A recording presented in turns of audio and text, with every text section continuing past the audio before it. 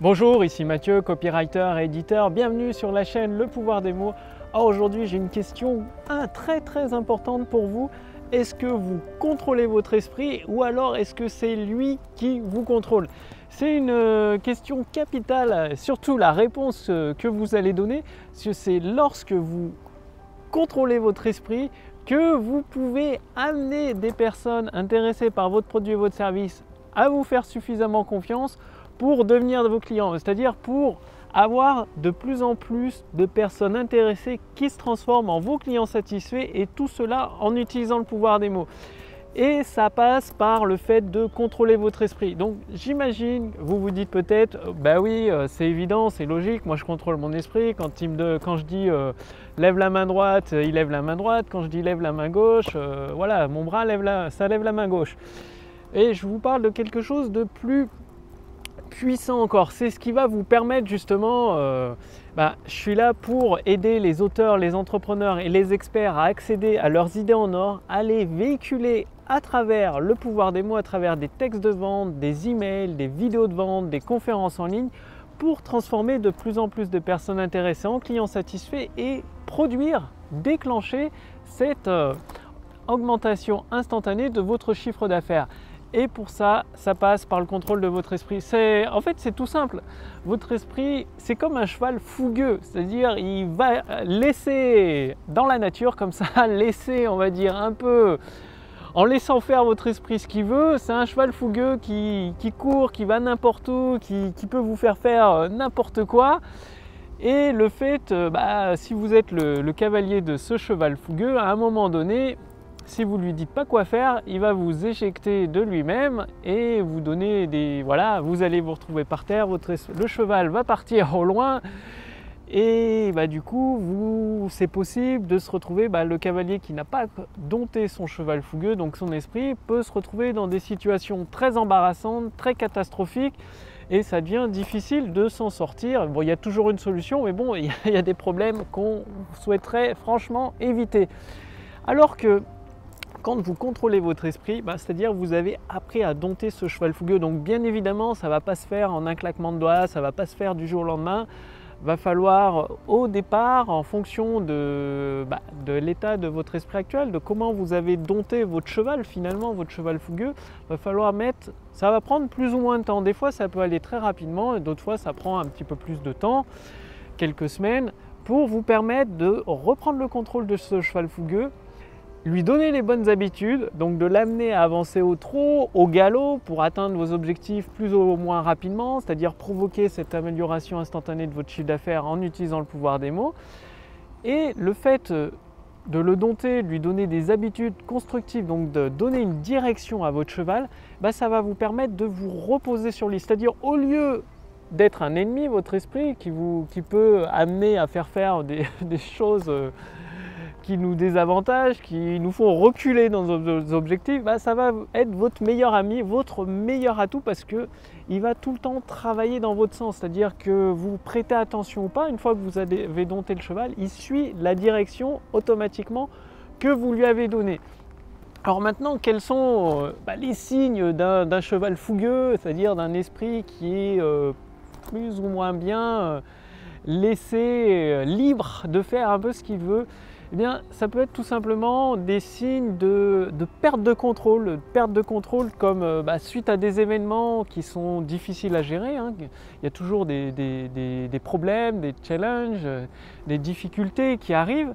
Eh bien, un esprit qui n'est pas contrôlé va tendance à s'énerver ou à tout abandonner, à tout jeter par la fenêtre, à être en colère, à taper du poing sur la table. En fait, il va perdre le contrôle tout simplement et il va agir sur l'impulsion, sous l'impulsion des émotions, que ce soit des émotions de colère ou alors des fois il y a certains esprits, c'est des émotions où on est dans le monde des bisounours, tout le monde il est beau, tout le monde il est gentil, mais bon, ça vaut pas mieux quoi. Ça provoque des actions qui mènent droit à l'échec, tout simplement.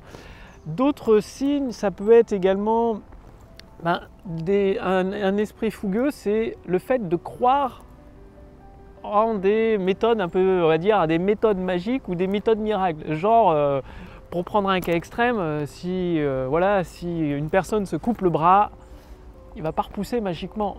Et un cheval fougueux pourrait, en situation à l'extrême, espérer que le bras se ressoude, qu'il repousse tout seul, bref. Et dans un truc plus concret, par exemple dans un exemple plus concret avec une entreprise, si une entreprise, les ventes sont en chute libre, c'est-à-dire le chiffre d'affaires est en chute libre, c'est de croire à un miracle, une aide extérieure, peut-être une aide du gouvernement, une aide de quelqu'un qui n'est pas connu, qui va comme par magie renflouer les fonds de l'entreprise. Et il faut savoir que tout est scientifique, c'est-à-dire ça ne va pas arriver comme ça du jour au lendemain, il va falloir mettre en place des stratégies, des actions dans le monde réel pour redresser la barre. Et donc c'est ça, c'est d'avoir des croyances, le mysticisme, d'espérer des choses qui se produisent sans rien faire de concret, sans agir.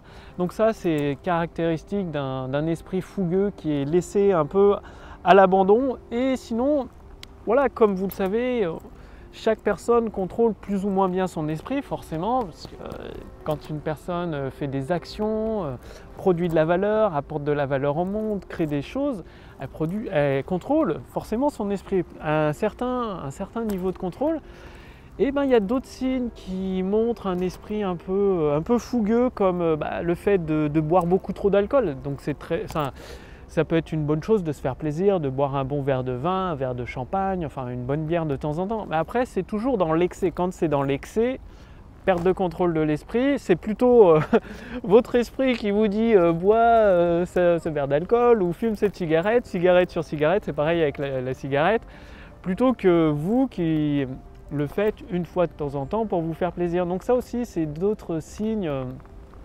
d'un esprit qui est laissé aller, quoi, tout simplement, qui n'est pas mis à profit.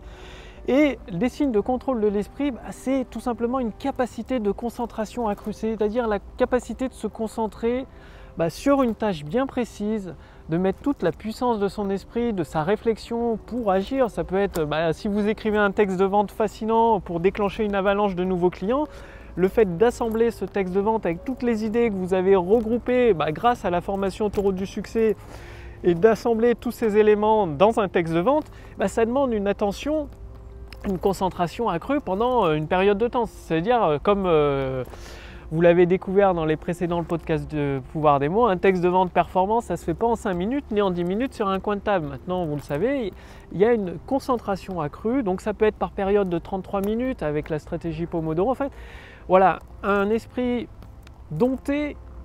Vous avez dompté votre cheval, le cheval de votre esprit, c'est-à-dire vous êtes capable de vous concentrer pendant une longue période de temps sur uniquement, ça peut être l'assemblage d'un texte de vente gagnant sans aller surfer à droite à gauche sur internet, lire les messages sur le téléphone portable, regarder les messages Facebook ou regarder les emails. Non, un seul truc, et c'est comme si le monde n'existait plus autour de vous. Vous ne savez pas ce qui se passe, vous êtes focus sur une seule tâche. Un autre signe, ça peut être la capacité à... En gros, tout ce que vous touchez, tous les projets que vous faites se transforment en avantage. Ça veut dire tout ce que vous touchez se transforme en or, quoi. C'est l'expression.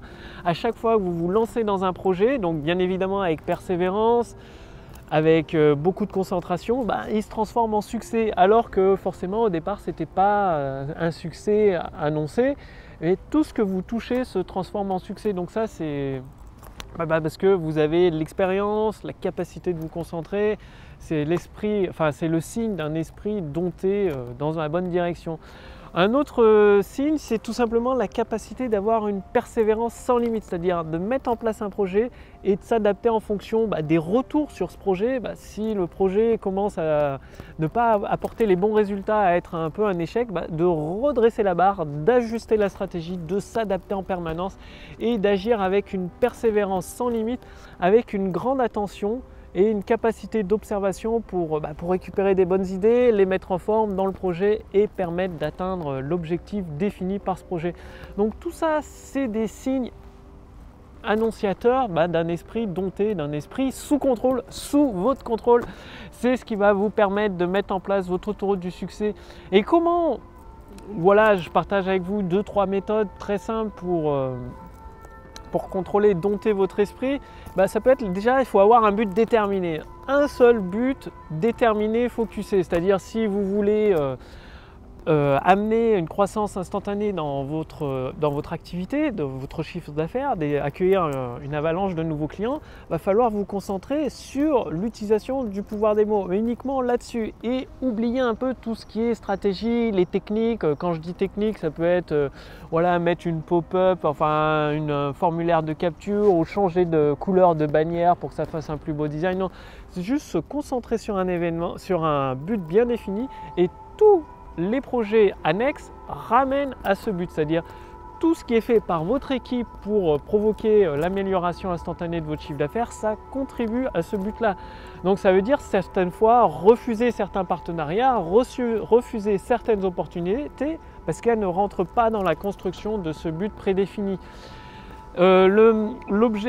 Pour dompter votre esprit aussi, ça peut être le fait d'être toujours constructif, c'est-à-dire d'oublier un peu toutes ces émotions négatives de colère, de revanche, de tristesse, de déception, toutes ces émotions qui ne sont pas forcément constructives, et de mettre en place des projets constructifs, c'est-à-dire des actions constructives qui vont améliorer les choses. Ça ne veut pas dire que ce sera les meilleures actions, ou en tout cas sur le moment clé, ce sera les meilleures que vous avez sous la main, que vous pensez faire.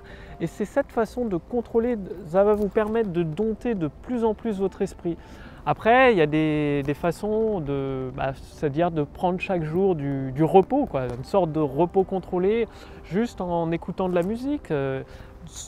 Prendre le temps d'observer l'environnement, de laisser venir les idées, d'écouter de la musique ou de lire un bon livre chaque jour, régulièrement, c'est-à-dire chaque jour, une certaine période de temps, ça peut être pendant 20 minutes, une demi-heure, une heure, mais de le faire tous les jours, ça va vous permettre de lire, donc de vous plonger dans un nouveau monde. Donc ça peut être des livres en rapport avec votre objectif principal, ou des livres, des romans, des livres qui n'ont rien à voir.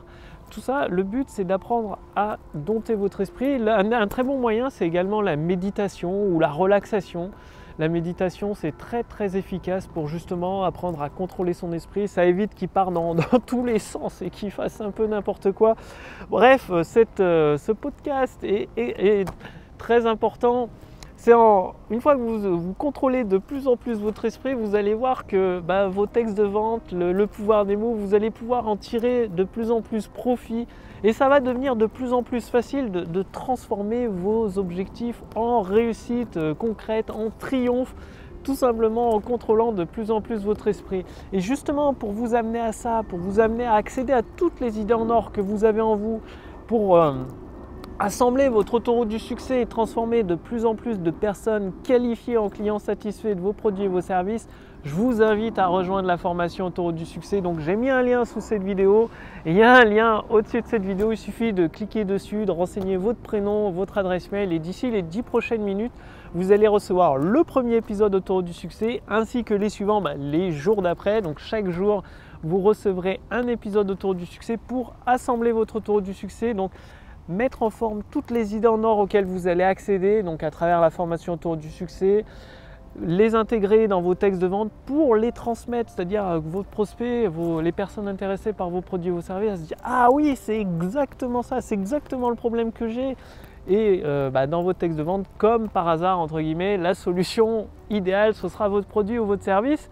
Et tout ça, ça passe par l'utilisation du pouvoir des mots, donc des vidéos de vente, des textes de vente, des conférences en ligne, des séquences email qui amènent une personne intéressée à se dire « Ah ouais, c'est vrai que je suis dans cette situation, en plus je vais droit dans le mur, il faudrait que je fasse quelque chose. Ah, en fait, je ne savais pas, mais il y a une stratégie, un petit truc super facile à mettre en place, en plus ça prend pas longtemps et c'est ce produit, du coup c'est votre produit, ça permet d'amener ces personnes intéressées à se transformer en clients satisfaits tout simplement. » Bref, le lien est sous cette vidéo, au-dessus de cette vidéo. Cliquez simplement dessus, renseignez votre prénom, votre adresse mail pour recevoir justement gratuitement la formation autoroute du succès à votre boîte mail. Donc aujourd'hui, elle est entièrement gratuite, c'est pour ça que je vous recommande de réserver, de demander, de réclamer votre accès dès maintenant, dès aujourd'hui. Elle ne va pas le durer éternellement, c'est-à-dire elle est en train d'être repackagée pour être mise en vente sous forme d'une formation officielle financée par les fonds de formation de l'État français. Donc ce sera tout ce qu'il y a de plus officiel. Bref, aujourd'hui elle est gratuite, profitez-en maintenant. Le lien est sous cette vidéo, au-dessus de cette vidéo. Je vous accueille d'ici les 10 prochaines minutes dans le premier épisode et dans les suivants que vous recevrez dès demain. Et je vous dis à demain pour la prochaine vidéo sur la chaîne Le Podcast Le Pouvoir des Mots. Salut!